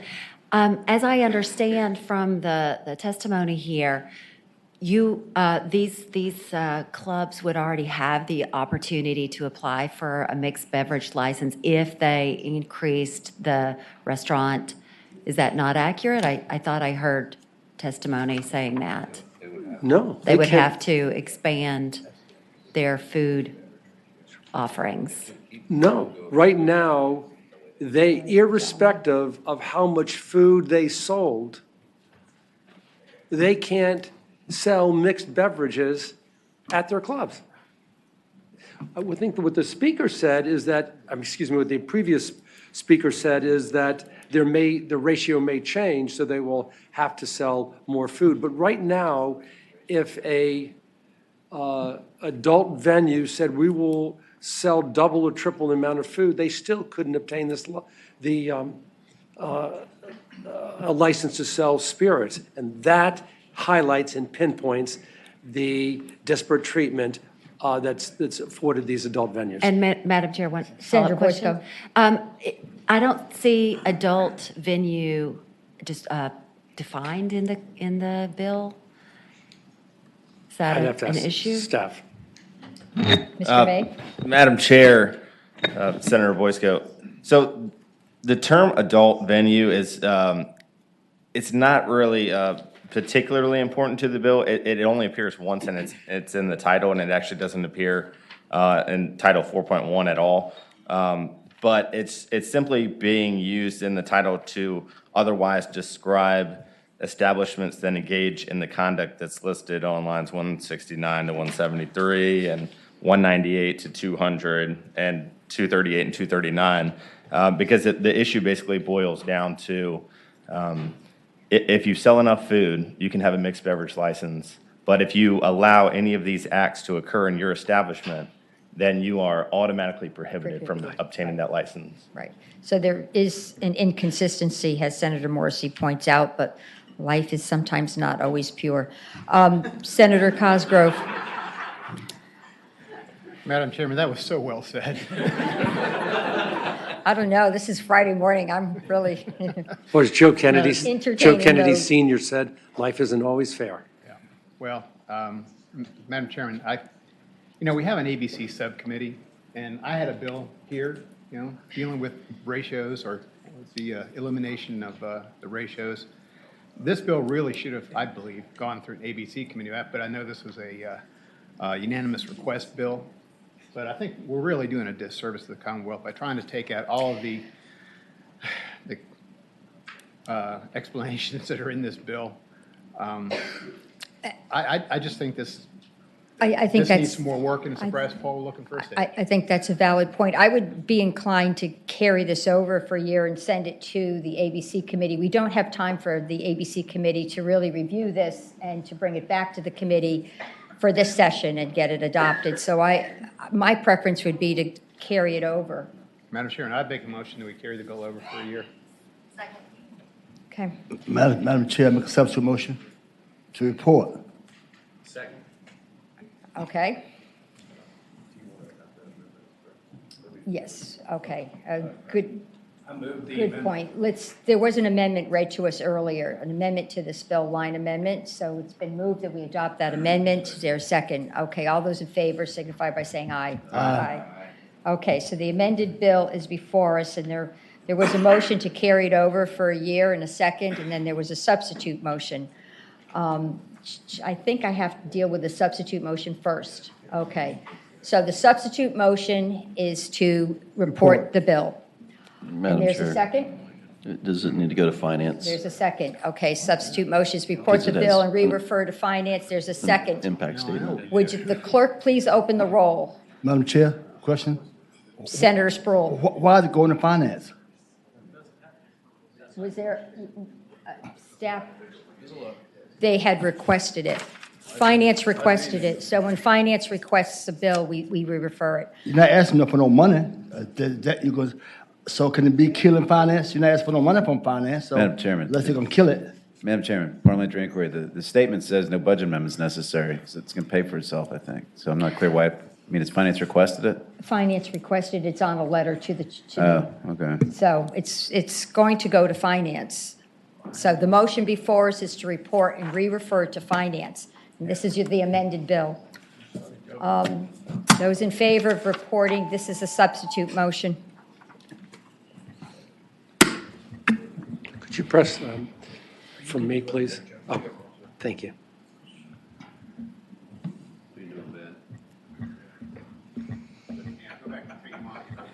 Okay, the 4 ayes, substitute, 11 nays. substitute motion fails. Senator Cosgrove, do you want to repeat your motion? I would move that we carry this bill over for a year and then be referred to the ABC subcommittee. And there's a second? Second. All those in favor of that motion? Clerk, please open the roll. Wonder who chairs that. 13 ayes, 2 nays. All right, thank you very much. Thank you, Senator Morsi. Senator Locke, are you ready to present? Okay. Madam Chair? Senator Sproul. Could I ask you a question? Yes. I'm trying to figure out that everyone up here agree that certain bills, not all, should not be referred to finance. And it doesn't have anything to do with finance. So just because they ask for it, if the committee as a whole agree that it should not be, should we say no? I mean, we just blankly say, get spoiled a glass of water, refer to finance. And you can send it up there for no reason at all. So I'm saying that, do we have to, just because they ask for it, if the committee as a whole feel that it should not go up there, do we have to send it up there? It is my understanding that the chair must comply with requests from finance, but I will defer to Senator Hanger, who has been the former chair of finance. Madam Chair, I think there has to be a nexus there to revenue, and I think there was a bit of a nexus there to revenue, and that's the issue. It would probably. Sometimes we don't always see that nexus. It's not always obvious, but there may be. Maybe there's more enforcement needed on the part of ABC. Right. There could be more staff needed for the Theoretically, the Finance Committee licensing. should not be ruling on policy. That should be determined here. That's And they right. would look to see the revenue impact, positive or negative. And your motion, Senator Sproul, was a motion on the policy. Madam Chair, all I'm trying to get at is that I'm trying to let our Senate, who controlled by that side of the aisle, since I'm on this side of the aisle, not be like the House of Finance. Once you say anything to finance, that means automatically killed. And it seems like to me we're following the same pattern that's Senate to finance. It got nothing to do with finance, but Senate to finance, that means it dies. And I don't want that to happen. Doesn't matter who bill it is. I want to make sure, as Senator says, that we want to be treated fairly. So if a good bill is a good bill, had nothing to do with finance, why we keep sending up to finance, they have no reason at all other than just to kill it. Senator Hanger. Madam Oh, Chairman. Senator McDougal. I think under the rules, there's no requirement, that it's not mandatory. Traditionally, it's been a policy but it's not a mandatory policy. Certainly, the committee can make a different decision. In the particular case, I think as Senator McPike or Servell indicated, that bill would not have required a budget amendment. There would have been, it could have only increased revenue because there would have been more sales of alcohol that would have brought it in. So the Finance Committee may have wanted to capture that revenue, but, and to spend it somewhere else. But I don't think, in answer to Senator Sproul's question, we do have any committee has the ability to do it or not do it. Finance Committee could still request it and could request it again on the floor. It's not a mandatory. But it is a traditional practice. It is a traditional practice, and finance is a very complicated issue. There's revenues flowing in, and there's also costs, and so that's part of the issue. Okay. Madam Chairman, just very briefly. Senator Cosgrove. Thank you. Just talking about the finance, and that irritates me a lot too, but a lot of these bills were filed so late that in fairness, we haven't had a chance to have an impact statement put on some of these bills. I know that the last bill that we just heard was just created a few days ago. So sometimes we just don't have the information available to tell us if there's a fiscal impact. Fair enough. Now, Senator Locke, thank you for joining us. Thank Are we you. on Senate Bill 1033? Is that your wish? Yes, ma'am. Okay. Okay, thank you, Madam Chair, members of the committee. I have Senate Bill 1033, which addresses the concept of healthy communities, secure care. And this healthy community, secure care legislation is designed to put Virginia on the path towards nationally recognized standards of care for youth who come into contact with the law. This bill ensures that when secure care is absolutely necessary for Virginia youth, it happens in small facilities, 30 beds or less, within the young person's communities. The Department of Juvenile Justice, guided by its 2016 transformation plan, has made significant progress in reducing the numbers of young people incarcerated. However, its recent attempts to build medium-sized facilities that will hold majority Black youth in rural areas are not in keeping with best practices. Decades of system oppression and the hypercriminalization of Black and brown youth have driven juvenile justice policy. That must be reversed. Healthy Communities Secure Care promotes young people being treated justly and given the opportunity all young people deserve to learn and grow from their mistakes. Further, it promotes sustainable public safety. Investment in young people in their communities encourages healing, trust building, and aligns the success of young people with their broader community. So what does this legislation do? Or what does it request? Juvenile Community Correctional Center shall be 30 beds or less. When a juvenile community correctional center is built, it shall be placed within high committing localities of the state. In the event a youth is committed to the care of the Department of Juvenile Justice and it is determined the youth shall be placed in a juvenile community correctional center, that youth shall be placed in the juvenile community correctional center closest to their family and community and shall be within 1 hour of their home via car and no more than 1.5 hours via public transportation. All measures shall be taken to prevent a placement that is more than 1 hour from a juvenile's home, to include considering placement in a juvenile's local detention center. High committing for the purpose of this code section shall be defined as meeting a threshold of 5% and averaging the rates of 3 consecutive years.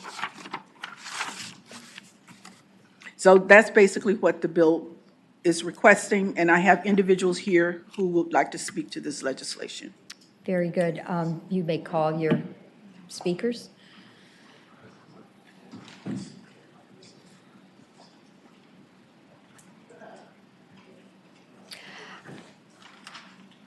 Welcome. If each presenter could keep the comments to 2 minutes, that would be very helpful. Absolutely. Madam Chair, members of the committee. Thank you. My name is Gary Broderick. I'm the legislative coordinator from Rise for Youth. I'm also somebody who's worked extensively in group homes and in elementary schools and as an advocate for parents, students, and teachers. I'm very proud of the legislation we have in front of you today. It is supported by the ACLU, the NAACP, the Virginia Organizing, the Commonwealth Institute for Fiscal Analysis, Legal Aid Justice Center, the Equity Agenda Coalition, and the Food Justice Alliance. And what this legislation does is, by forcing facilities to be small, 30 beds or less, very similar to why we talk about smaller schools or smaller classrooms being better, but particularly for young people who have been traumatized, the type of social isolation that can come from the anonymity of larger facilities undermines the trust building that's necessary for them to go through constructive and healthy rehabilitation processes. And what we know is if you put a facility in the young person's community, they have access to their football coach, their support system. If they need family therapy, them and their uncle can engage in family therapy, which they can't if my nephew is locked up 2 hours away and I don't have a car. We can't have that type of family therapy, and that is necessary. So I just want to finish by saying this legislation is not just supported by the grassroots. It is supported by directors of juvenile facilities across the country who have signed on to these policy priorities, including Clinton Lacey, who's the Director of Youth and Rehabilitation Services in Washington, D.C. So we think we have an incredible opportunity to build a juvenile justice model that we can be proud of, that is really committed to giving every young person the opportunity to heal, learn, and grow. Thank you. You did it within 20 seconds. Thank you. Welcome. Good morning, Madam Chair and members of the committee. My name is Valerie Slater, and I am the Executive Director of Rise for Youth. And I'm here to resoundingly support this legislation. I would first like to begin by thanking Senator Locke for all of the time that she has spent listening to her constituents. She is a senator that listens to community, and this legislation is an outgrowth of that listening. And so what I would like to say, just to back up what Mr. Broderick just shared, is that when young people are in their own communities, their communities have the opportunity to support their own, and that is important. When young people are in remotely placed facilities and folks that they are unfamiliar with are called upon to come in and to provide them services, it's not to say that those services won't be provided in wonderful ways, but it's so much better when the folks coming in and providing those services to them look like them. They know them, and they have access to family. One of the first things that we have heard the department say when they have begun conversation with particular localities is the economic boost that would come from these facilities coming into play. One of the things that we know about the young people that find themselves in the deepest end is that often those communities have economic deprivation. They have education systems that are deprived. There are so many deprivations present.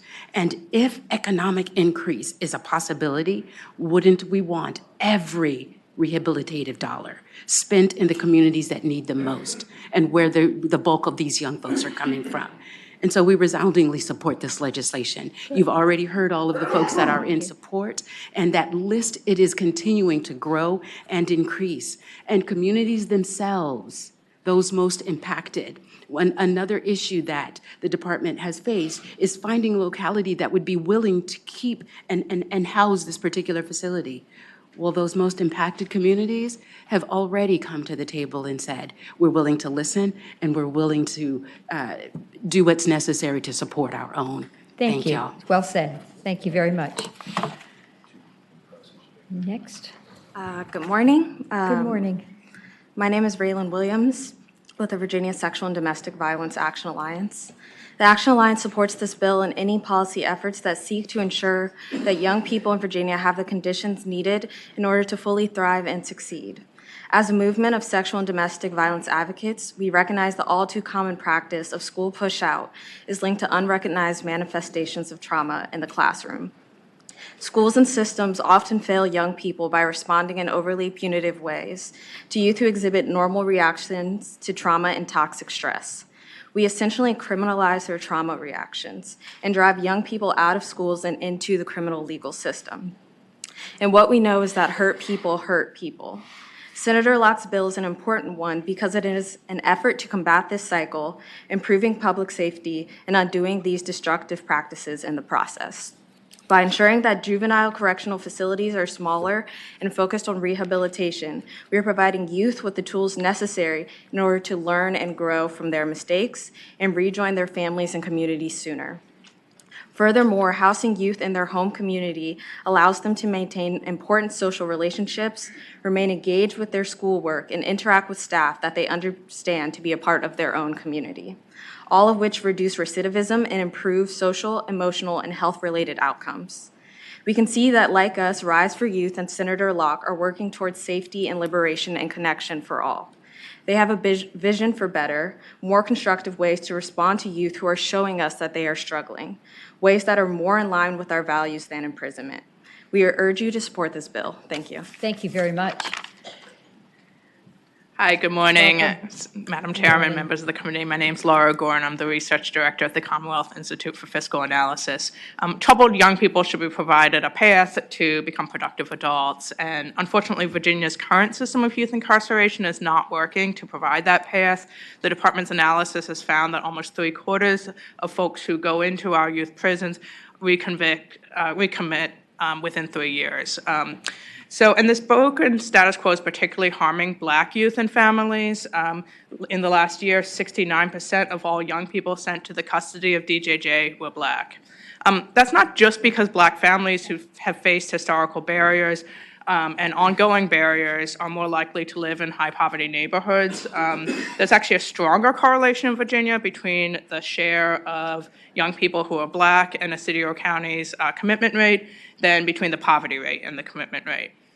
As other folks stated, research shows that when young people are housed in their communities, they're able to maintain important social relationships, remain engaged with their schoolwork, and interact with staff who understand where they're coming from.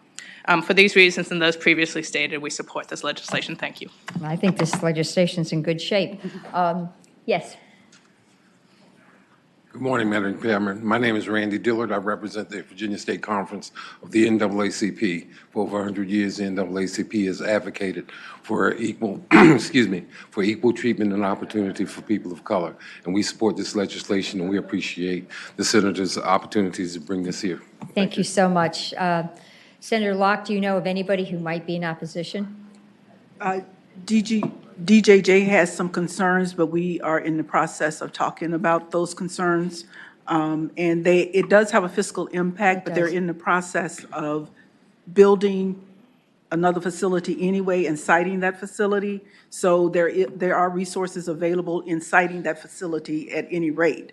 So, and I talked with, we were in capital outlay this morning in terms of where that facility will be sited, and there are options with how that's going to be cited, and Senator Hanger may want to chime in on that. Thank you, Madam Chair. Senator Hanger. If I could just briefly, I think you'll find that there are ongoing conversations, but just put in perspective where we're at right now, an aggressive plan for downsizing these facilities was started like 4 or 5 years ago. Yep. We closed one large facility, Beaumont. Yep.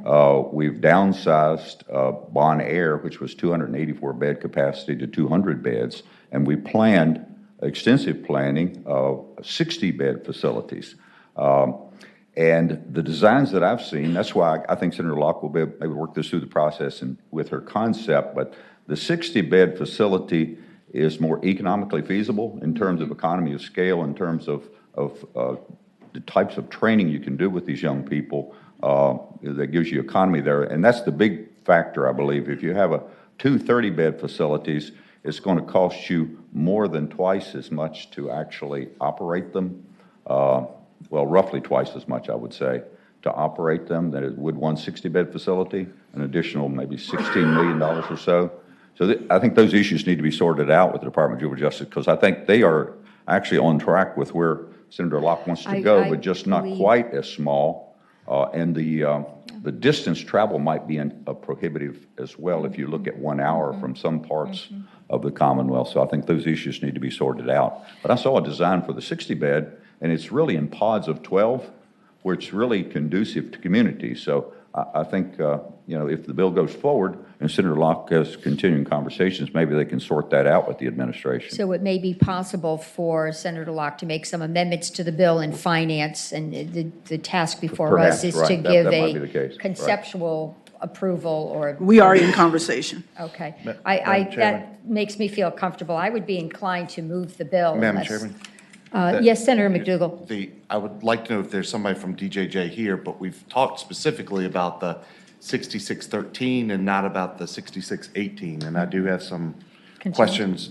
What Senator Hanger and Senator Locke were just discussing was the size of new facilities that are constructed, but we haven't really talked about the use of non-DJJ facilities, meaning detention facilities, which are spread out, and I'd like to know a little bit about how that placement would be, because oftentimes those facilities are used to house CHIN's children, people that are have been picked up for truancy as well. And so this is, as I read this, it's a shall, not a may. Yeah. And so that gives me some concern in that section, which is not the section that Senator Locke and Senator Hanger were just talking about. That's correct. Is there a representative from DJJ who can respond? Madam Chair, members of the committee, good morning. I'm Valerie Boykin, Director, Virginia Department of Juvenile Justice. If I understand your question correctly, is what would the second part of the bill, which speaks to the placement of young people, how might that affect detention centers? It's my understanding that the bill would require us to place a young person within a 1-hour drive and a 1.5-hour bus commute to their facility and to the closest facility to their home. And it also says that if a correctional center is not available, we shall consider a juvenile detention center. Juvenile detention centers are local pre-court placements. Some detention centers, I think about 19, do allow for a post-dispositional placement of up to 6 months in confinement. Chins are placed in detention centers, but those are limited when a young person violates a court order. And so DJJ's plan for building out our continuum of services has included 10 community placement programs in detention centers around the Commonwealth in our efforts to get young people closer to home. We usually use those facilities, though, for young people who have shorter lengths of stay. The court, when it commits a juvenile, could commit, and we have about 60%, I think, of our current committed population are young people committed under the serious offender statute, which allows the court to control their release. And so they're committed up until the age of 21, and the court will review their placement within 2 years. And so to place a young person with that criteria in a detention center that has no outdoor playing fields and those types of things, we try to limit those placements. We put shorter lengths of stay in detention centers. Our design is for a campus-like facility. It was studied in a 2017 General Assembly task force, and we thought the 60 beds with young people living in 12-bed pods, which is more community-like, they move to school together, would be sufficient to meet our needs and would help us evacuate Bonnier sooner than the 30-bed siting might. And maybe a Madam delayed Chairman. enactment clause might be appropriate as I well. do Senator have- McDougal. If I could ask a couple questions. How many individuals are now in the custody of DJJ? DJ's proud to announce that we had about 600 young people in secure care in 2014. Today, we have less than 350. 200 of those are placed at Bonnier. The other 150 are placed in alternative sites all over the Commonwealth. Madam Senator Chairman. McDougal. So with that, and Madam Chairman, if I'm not mistaken, DJJ has closed somewhere between 15 and 20 facilities over the last 15 years. Is that not accurate? I believe we had about 12 facilities in 2005, and we have one large remaining facility today, and that is Bonnier, located in Chesterfield County. The localities that this bill speaks to, we've looked at the 5% rate. There are only 7 that meet that criteria. They include Hampton. Madam Chairman, I've not focused on that section. I mean, I think that Senator Locke is moving that section through. My concern is in 6618, I don't think what you just articulated is what the language of this bill says. It says, if such placement is not available, the department shall use an alternative placement that is closest to the juvenile's primary residence, such as a juvenile detention center. My concern is the shall there would require the department to place a individual who might be a serious offender and could be held to their 21 at the same facility where local pretrial are occurring. It's not the other part that I'm worried about. It's that language I don't think does what the department just articulated they want to do.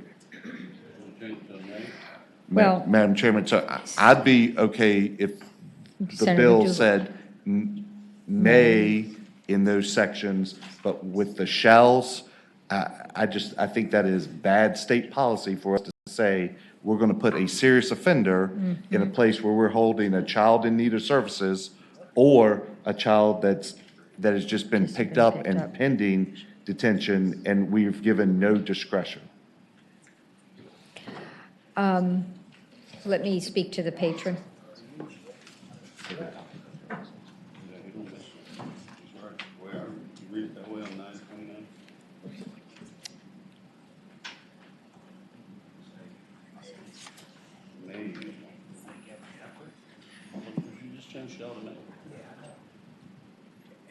Madam Chair. Let me ask I would like to ask General Counsel, Mr. May, do you read the line the same way that Senator McDougal reads it? We're on 929 under section 66.18. Madam Chair, yes, I would agree with Senator McDougal's interpretation of it. If the placement is not available under the previous prescription in this section, then the department will be required to use an alternative placement that is closest to the child's residence. Regardless of what that placement might be.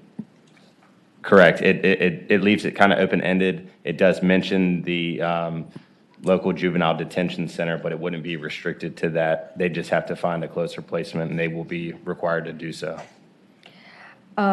Senator Locke, do you want us to pass this by temporarily, and I can hear Senator Hanger's bills, and you can work on some language with Senator Madam Chair, we McDougal? do have an agreed upon change. Question, Okay, Madam Chair. Senator Sproul, let me hear Senator Locke's agreed upon change. I was trying to ask her what she agreed, what he was saying, change the shall to may. That would fix the Well, problem. she's got some agreed upon language. Let's hear what she offers. Senator Because we Locke. have this same bill that's in the House. If such placement is not available, the department shall use the most appropriate alternative placement that is closest to the juvenile's primary residence. That sounds Madam Chairman, that's appropriate. I don't think that was the intent of the bill, and clearly DJJ articulated that was not their understanding, but I think that language would allow some flexibility because you don't want, and I think they indicated not all local detention facilities are the same. Some of them have different abilities, and you don't want the department required to put somebody in a No, facility I that's. think you raised a very good point. Okay, so the patron. I'd move that That language. amendment, and I second. there's a second. All those in favor of that amendment signify by saying aye. Aye. Okay. I would be inclined, given the lateness of the hour, to go ahead and I would like a motion to report this and re-refer to finance, understanding that there'll continue to be conversations, especially around fiscal impact, and there may even be a transition period or a delayed enactment. Moved, okay, Second. motion has been made and Second. seconded. Will the clerk open the roll, please?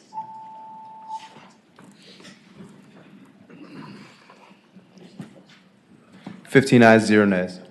Thank you. Madam Chair, I just want to take a point to Senator Morrison. emphasize how the cadre of people that spoke on behalf of Senator Locke's bill just did an exceptional job, very clear and very helpful to us. I would agree, and thank you for taking time out to join us.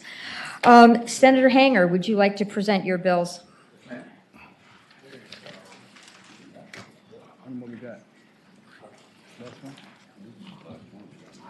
Thank you, Madam Chair and members of the committee. I have first Senate Bill 593. Madam Chair, this bill would be familiar to you. Last year, I attempted this bill, but a little bit different environment last year, and it essentially seeks to address a situation where there was an incident that was reported to me in my district where a 4-year-old lost his life with a child in the home of a child care provider. There is already DSS regulation, which basically does what I'm attempting to do here, but I wanted to codify it. Last year, I proposed the same thing. It went through the Senate very successfully, but there were a couple of negative votes on your side of the aisle, Madam Chair, because I think in your view, weakened it a bit because I would eliminated the provision where localities were even more stringent than this. I basically put it back in a posture where we're preserving that. Yes, So I you saw should be that. happy with that. And what it does is, I think it's very easy to understand, but just reading it, all firearms in licensed family day homes shall be stored unloaded and in a locked container, compartment, or cabinet.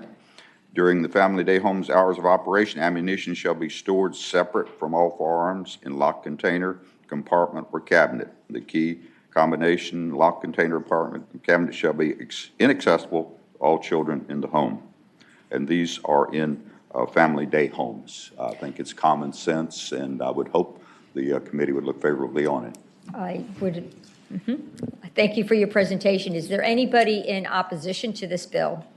This bill is not new. It has been before the committee in several versions for several years. I think it's worthy to be, okay, motion has been made and seconded to report the bill. Will the clerk open the roll?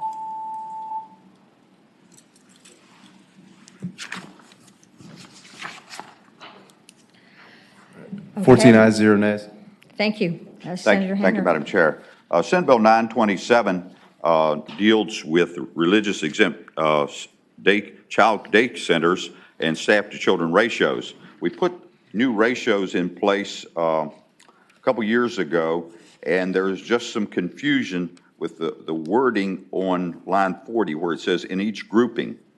What that was meant to say, I believe, was that based on the staff ratios there in the age groupings, you would see if the children, or there are 4 children up to 16 months, you'd have to have 1 staff member. The way it was interpreted without clarification was because of the grouping, you would end up, well, if you had 4 children, 2 of them were in this one age group and 2 of them were in the other age group, then you would end up having to have 2 staff members for 4 children. But this is a clarification.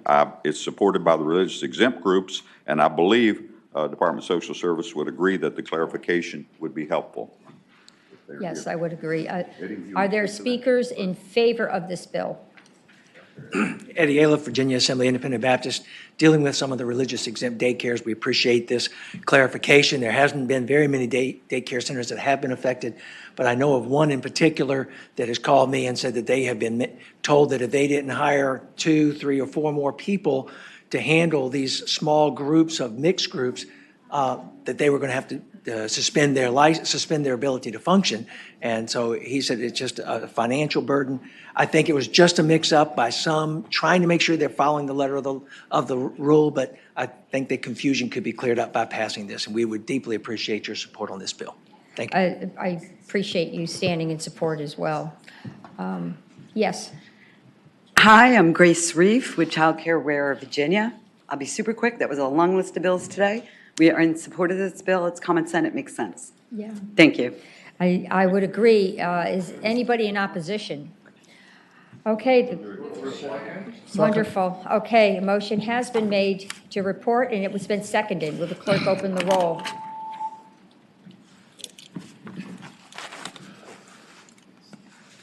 Fourteen ayes, 0 nays. Do you want to? I fell asleep. Oh, Senator Locke, yes. My apologies. Okay. Senator Hanger, Thank you, both your Madam Chair. bills have passed. Thank you. The last bill on our docket is Senator Donovan. Is she here? Madam Chair, I believe I've got a bill on here as well. We can wait till next week. No.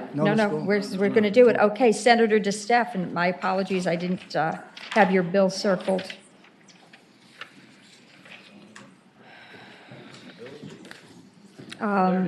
Madam Chair, we have Senate Bill 425, and I thought our first meeting, we rolled it into Senate Bill 355, and I was added as a chief co-patron. I was added as a chief co-patron, but it doesn't look like 425 was rolled into 355. So if it would be the pleasure of the committee, I'd like to take Senate Bill 425 and roll it into Senate Bill 355, since I'm already a co-patron on there, chief co-patron. That's all we would need to do. I thought we did it the other day, but I guess it didn't get. I believe that's a roll call vote, is it not? Hold on.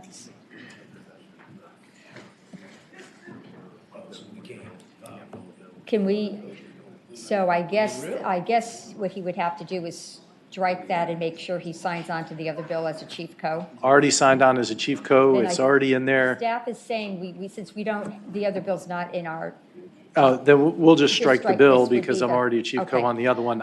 It was just house cleaning. All right, I motion wanna has make sure been we didn't- made just to strike the bill. Senator Hanger's still up here as well. Senate Bill 425. So, Okay, will the clerk open the There roll? we go. thank you. Okay, very, very good. Senator Reeves was. Yes, yes. Presenting Senator Donovan's bill. Mark Century is a yes, I try to get him. You got it? Thank you.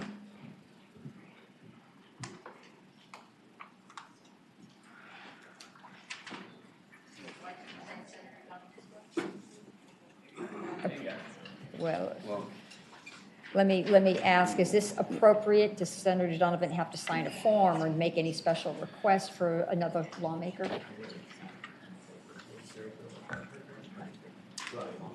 I think we'll move it along. Okay. Well, yes, but he's not going to present. I would rather have a senator present and then Carl can come up. Carl's not a senator. We respect him, but he's not a senator. No, he's not going to do it formally. Senator Reeves. Madam Chair, I'm going to do my best to try to present what the bill is, but I do, in consultation with Carl, as many of you know, myself and many of us have worked on the foster care and kinship care to try to broaden that with regards to accessibility and folks that are allowed to do that. The bill in its current form is asking that a lot of requirements are to be waived. I know there are a lot of technical amendments to the bill right now. Yeah. And I don't know those, and I know Carl has suggested those to the senator, and she has taken those under advisement. So I understand this is the last meeting, so. But maybe we can ask Carl Ayers if he can discuss the substitute. I know you have been in conversations with Senator Donovan, and I believe I understand what your substitute might be, but please present it. Yes, thank you, Madam Chair, and Senator Reeves for trying to do this and for the committee. So I talked with Senator Donovan about the bill and what her intentions are, what she's trying to do with the bill. We have several amendments that we provided to her to try to get her closer to the intent of the bill. Mm-hmm. So the bill does need to be amended in a couple of different shapes to allow me to actually be able to administer that. So we have provided those to her. My colleague Imparente, who's my assistant director, met with her. We gave her the set of amendments. So we can provide those. I'm not sure exactly the structure of how to do this in front of the committee. So Madam Chair, I'll look for you to do that. I can provide them to David May and have him read them, or we can kind of go through that structure, however you'd like to do that. Madam Chair, I haven't talked to Savon directly about the amendments, but there's no way currently in the bill as it stands to allow them to do that. So if the committee, could you present? I would present and move the amendments to David, and then we can move the bill forward. And then if she finds that she doesn't like, I think I've had conversations with Senator Donovan as well, and I think she certainly would view amendments favorably that move the bill closer to her intent. If you could distribute the amendments so the committee could see it, that would be helpful. Madam Chair, I don't think we have enough copies to distribute, but if David would read the amendments and then. If you give me just a second, because I think it's in addition to what I've got right there. So if you allow me just a second. Take your time. I think I can give Mr. May what he needs to be able to read to the committee to allow you to move it forward. So give me just a second. Madam Chairman, while Carl Ayers is doing the great work that he always does for us, we should probably take this opportunity to note that early in February, unfortunately, we're going to lose Mr. Ayers to the Casey Foundation. Casey Family Program. Casey Family. And he's worked extremely closely with them to have them come to Virginia to facilitate a lot of the Family First work that we've been doing over the last several years. He travels around the country on our behalf, representing the Commonwealth of Virginia, speaking to as an expert in the field, speaking to things that he has done for us and with us in Virginia. I personally think it is an enormous loss for the Commonwealth of Virginia to have him moving. I'm happy for the Casey Family Foundation. I'm going to be mad at him when I see him next time. But I have a great deal of confidence in his team that's going to be taking the reins. But Madam Chairman, I think we should all take our time and tell everybody we know and make sure we say how much we appreciate Carl Ayer's service to the Commonwealth of Virginia. And I think we're going to miss it. Thank you, Senator. Thank you, Senator. Thank you for your work. He is trying to outline it out. Right now, we've been calling and calling. Is Senator Donovan at least almost on her way? Almost here. Delivering babies. And I do want to note that Carl Ayers worked on the Three Branch Institute, which I was a part, and I know I've worked with you on fostering futures and filling out other kinship gaps. It was a policy Well, we let the worked on record together. reflect Carl still owes me a steak dinner. I need to get you in the next couple of weeks. I think That our was goal our should ban be the on number on one this bill last state year. for a child care safety net in the entire United States. That should be our goal, to be the number one state for our most vulnerable children. And I don't think there'd be any disagreement across party lines. Madam Senator Chair, I yield Donovan. my position to the patron. Okay, your bill 1025 is before us. Thank you so much, Madam Chairman. Have you moved the amendments? David's working on them. Okay. We would like to hear the amendments. I've got the amendments here, and I'll be happy to share them with you. That would be great. They're mostly technical, Madam Chairman. When we look at line 24, it's just a way to clean up the language. The intent of this is that training requirements may be waived for the approval process. And that's how that sentence will read now, instead of as it reads, starting at training and ending at waived. It's a little confusing. And so instead it will read, training requirements may be waived for the purposes of the approval process. The next change would be to insert on line 30, after related to safety, that if the commissioner grants approval of a waiver so that the home is approved in a manner consistent with regulations, the child may be placed immediately. And Madam Chairman, this is complementary to your bill and to Senator Mason's. We want kinship families to not have to have these children removed for 6 months at a time. And this was just a tremendous weight on them. So this is changing the language in this other part of the code than your two bills work on. That is correct, and these are for children that are in the system, as I understand it, and the relatives are there and available, and it would actually ease the training, ease access to the training programs, which is very worthwhile.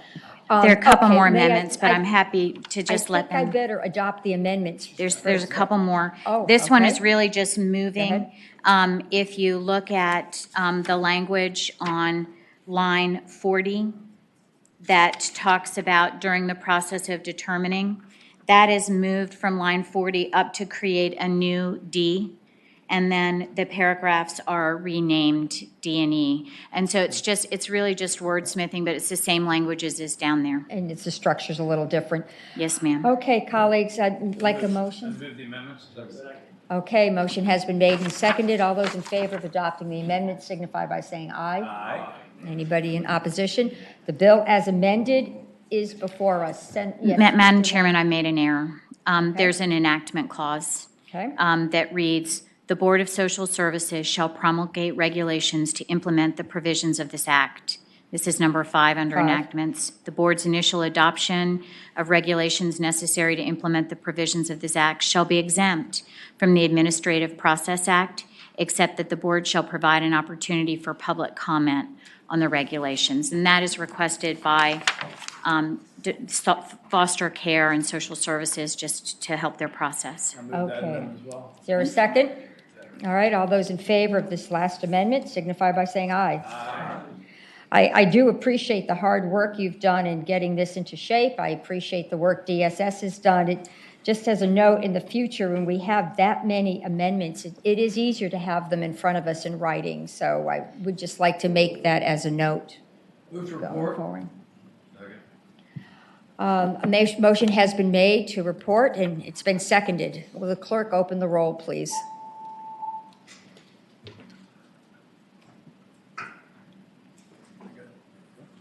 Thank you, 15 Madam ayes, 0 Chair. nays. Thank you, Madam Chairman and committee members. Thank you. Okay, this completes the work for all of our Senate bills. You've done a great job, colleagues, so congratulate yourselves. Thank you, and I guess the committee shall rise.